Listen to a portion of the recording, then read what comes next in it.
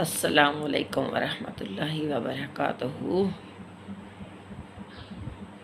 اعوذ باللہ من الشیطان الرجیم، بسم اللہ الرحمن الرحیم۔ رب اشرح لی صدری ویسر لی امری واحلل عقدۃ من لسانی یفقہوا قولی۔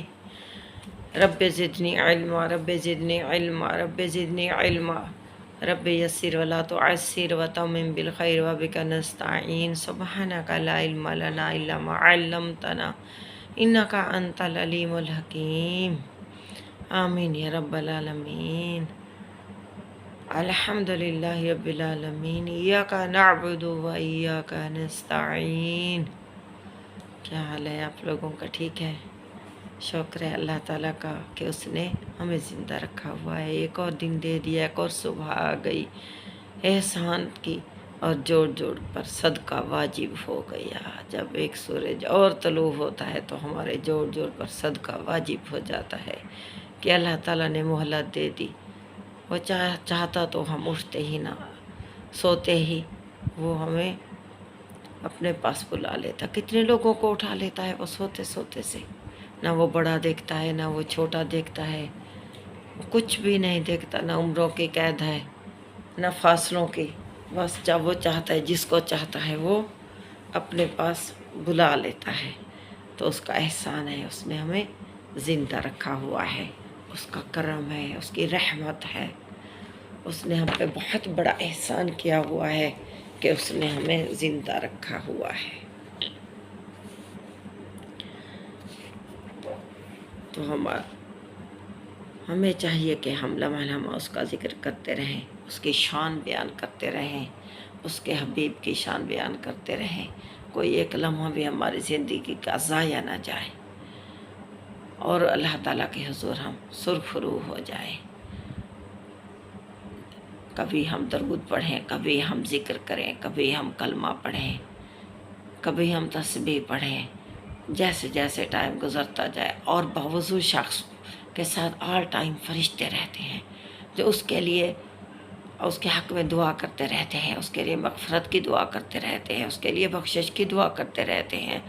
اور آخرت کے وقت وہ اس کے لیے تحفے لے آتے ہیں۔ جب آخری ٹائم اس بندے کا آتا ہے رخصتی کا، تو وہ تحفے لے آتے ہیں اس کے لیے، اور اس کی روح خوش ہوتی رہتی ہے۔ گلدستے لے آتے ہیں، پھولوں کے ہار لے آتے ہیں اس کے لیے، اور بندہ خوش ہو جاتا ہے۔ اور پھر نبی صلی اللہ علیہ وآلہ وسلم کی خوبصورت شکل مبارک سامنے آ جاتی ہے، اور بندے کی زبان پر کلمہ طیبہ جاری ہو جاتا ہے، اور کلمہ شہادت پڑھتے ہوئے وہ رخصت ہو جاتا ہے، اور کہتے ہیں کہ فلاں بندے نے کلمہ پڑھا تھا، جب اس کی موت واقع ہوئی تھی تو اس نے کلمہ پڑھا تھا۔ تو کلمہ ایسے جاری نہیں ہوتا، وہ اس وقت جاری ہوتا ہے جب ایمان پہ خاتمہ ہوتا ہے، تو وہ اس وقت ہوتا ہے جب نیک اعمال ہوتے ہیں تو کلمہ جاری ہو جاتا ہے۔ تو عشق و محبت کی تعریف تھوڑی سی آج ہم دیکھتے ہیں کہ کس طرح پہلے بندے کو کہ کسی انسان سے بھی عشق ہو جائے تو وہ عشق بڑھتے بڑھتے لازوال ہو جاتا ہے۔ تو اللہ سے جو عشق ہے وہ تو دنیا ہی بلا دیتا ہے، وہ تو بندے کو ہوش ہی نہیں ہوتا۔ اللہ تعالیٰ خود فرماتا ہے کہ میرا ذکر اتنی کثرت سے کرو کہ لوگ تمہیں دیوانہ کہنے لگے۔ اب ادھر ہے کہ کسی پسندیدہ چیز کی طرف میلان کا ہے اور اس کی شدت ہو جائے تو اسے عشق کہتے ہیں۔ یہ ترقی کرتی جاتی ہے، پھر یہ بڑھتا جاتا ہے، اور اس میں عاشق جو ہے وہ معشوق کا بندہ بن کر رہ جاتا ہے۔ مال و دولت ہر چیز اس پر قربان کرنے کو دل کرتا ہے کہ کوئی چیز میرے پاس نہ ہو، ہر چیز میں اس پہ قربان کر دوں۔ جیسے زلیخا نے اپنا مال و دولت، حسن، ہر چیز حضرت یوسف علیہ السلام پر کہتی تھی میں قربان کر دوں، اور اس نے پھنسایا تھا یوسف علیہ السلام کو۔ کتنے سال انہوں نے قید بھی کاٹی تھی۔ یوسف علیہ السلام تو چھپ چھپ کے جاتے تھے، پردے میں رہتے تھے، لیکن زلیخا جو تھی وہ دل دے بیٹھی تھی، اور اس کی سہیلیوں نے جب اسے کہا تھا تو اس نے دعوت دی تھی تو دعوت پہ جب اس کی سہیلیاں آئی تھیں تو اس نے یوسف علیہ السلام کو بلایا تھا کہ آ جاؤ اب اندر۔ تو جیسے وہ پھل کاٹ رہی تھیں، جب یوسف علیہ السلام اندر آئے تو ان کی نگاہ پڑی تو وہ بھول گئی، انہیں ہوش نہ رہا، اور جیسے پھل کاٹ رہی تھی نیچے ان کے ہاتھ تھا، تو یوسف علیہ السلام کو دیکھتی رہ گئی اور چھری چل گئی اور ہاتھ کٹ گئے۔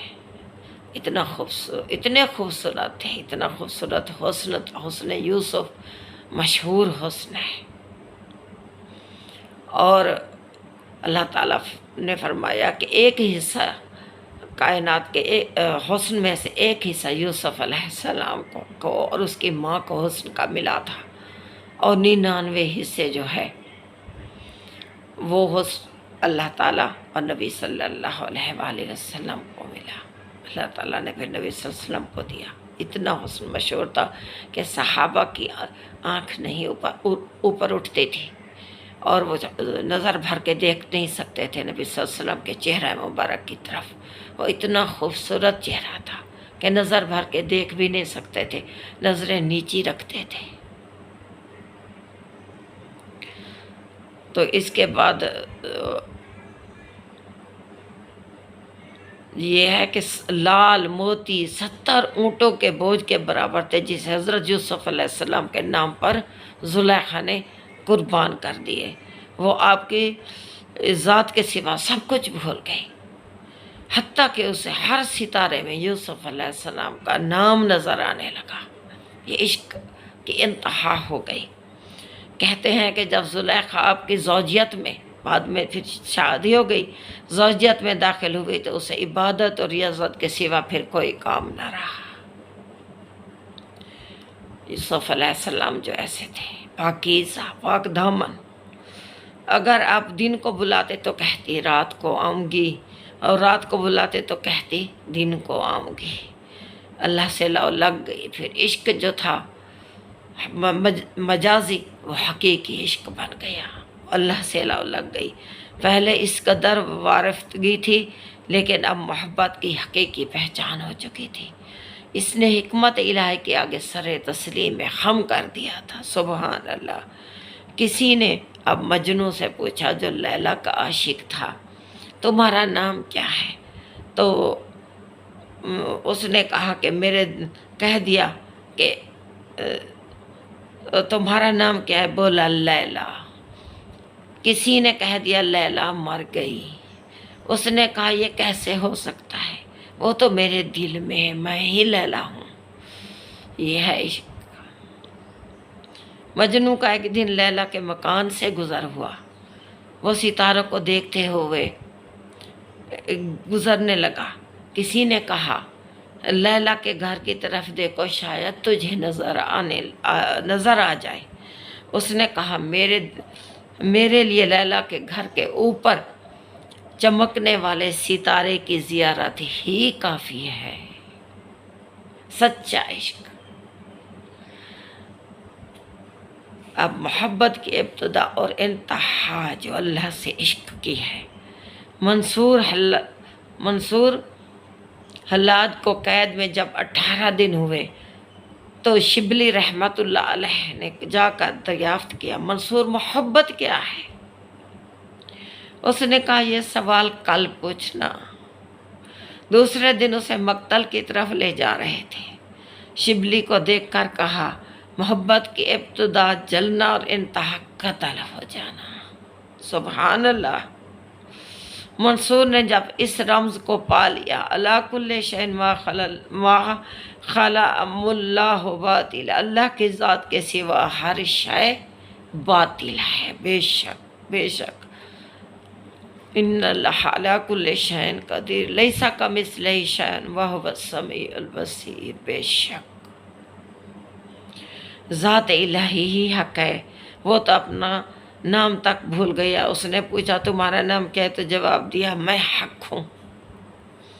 منتہا میں محبت کا صدق 3 چیزوں سے ظاہر ہوتا ہے۔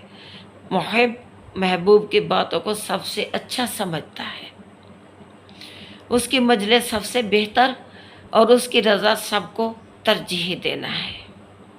ترجیح ہوتی ہے۔ عشق پر وہ وری اور رازوں کو افشا کرتا ہے۔ عشق پردہ دری اور رازوں کو افشا کرتا ہے۔ وجد ذکر کی لطافت کے وقت روح کا غلبہ شوق کا بار اٹھانے سے عاجز ہوتا ہے۔ اگر وجد کی کیفیت انسان کا بازو بھی کاٹ جائے تو اسے محسوس نہیں ہوتا۔ ایک ہی کائنات ہے۔ ایک آدمی دریائے فرات میں نہا رہا تھا۔ اس نے کسی کو یہ آیت پڑھتے سنا، ممتاز الیوم ایھا المجرمون، کہ اے مجرمو، سورۃ یاسین میں ہے کہ اے مجرمو آج کے دن الگ ہو جاؤ، چھٹ جاؤ، الگ ہو جاؤ، آج علیحدہ ہو جاؤ۔ یہ سنتے ہی وہ تڑپنے لگا اور ڈوب گیا۔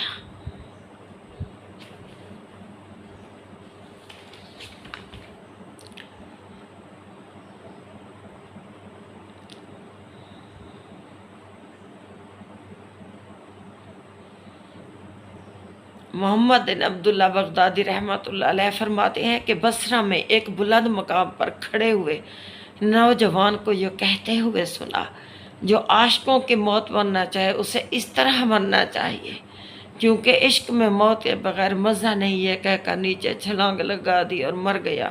لوگوں نے جب اسے اٹھایا تو مر چکا تھا۔ جناب جنید بغدادی رحمۃ اللہ کا ارشاد ہے، تصوف اپنی پسند کو ترک کر دینے کا نام ہے۔